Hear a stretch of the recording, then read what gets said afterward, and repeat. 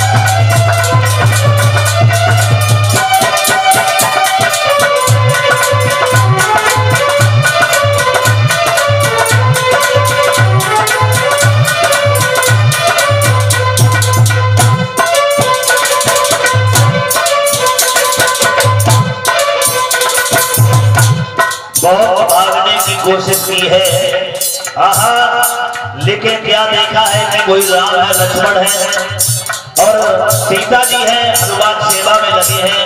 हुआ ऐसा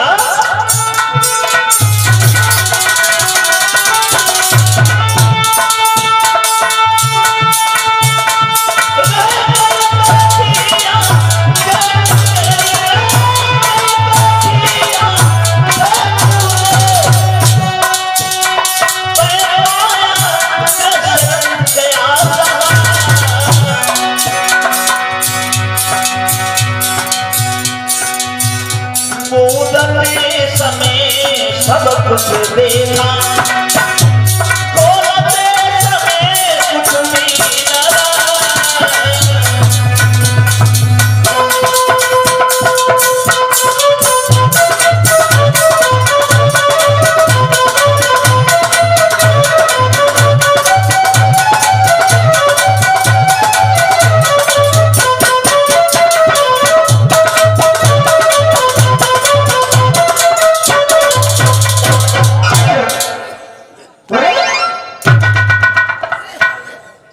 आंखें जब खोल के देखी तो कुछ भी नहीं रहा।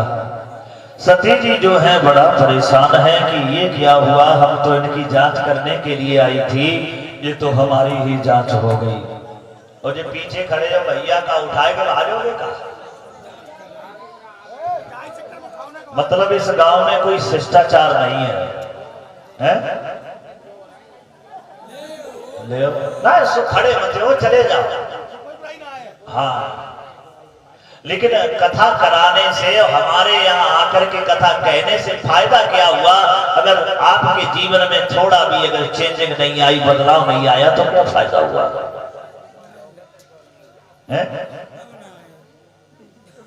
कि काऊ चक्कर में खड़े हो, हम जानते हैं ना तुम्हें, काऊ चक्कर में हो, चक्कर में कथा सुनने से कोई मतलब ना है, चक्कर में।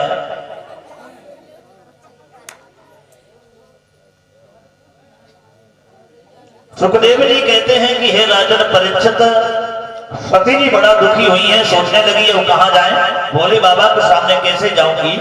फिर सोचा जाना तो वही है। भोले बाबा के पास में जब पहुंची हैं तो भोले बाबा ने कहा, गौ सती जी जांच करने आए, बोले हाँ, वो तो मैंने पहले ही मान ली थी कि वे भगवान हैं। बोले फिर क्यों गई? बोले मैं दर्शन करने के लिए अकेले में गई थी। भोले बाबा समझ गए कि इन्होंने सीता का रूप धारण किया है और सीता हमारी माँ है। माँ शिव संकल्प की न मन माही और जातन भेंट जातन भेंट सती अवनाही। शंकर जी ने संकल्प किया है कि शरीर से दोबारा भेंट नहीं होगी। फिर भोले बाबा जो थे, सती जी वहां पीछे पीछे जाती हैं और भोले बाबा कैलाश पर्वत पर पहुंच गए। भोले बाबा ने समाधि लगा ली और जब समाधि लगा ली है, अब सती जी वहीं बैठ करके रोने लगी हैं। ऐसा ही नहीं, रोती हैं और चिल्लाती हैं, लेकिन होने वाला क्या था? आहा,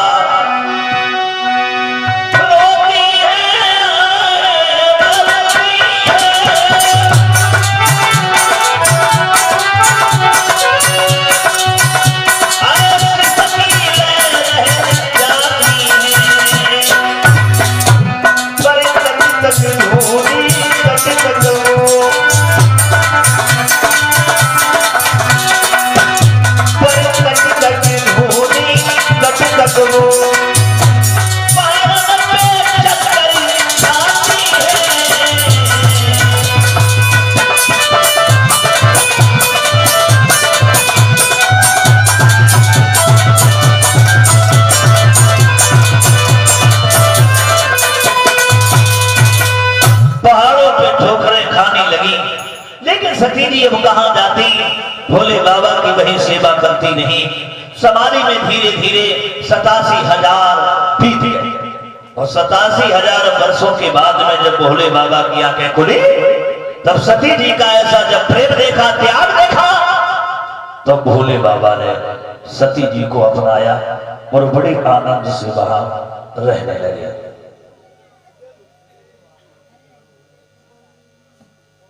क्यों परेशान? तो कल से रात बनाए का जन्म ही का तो ना बढ़िया है।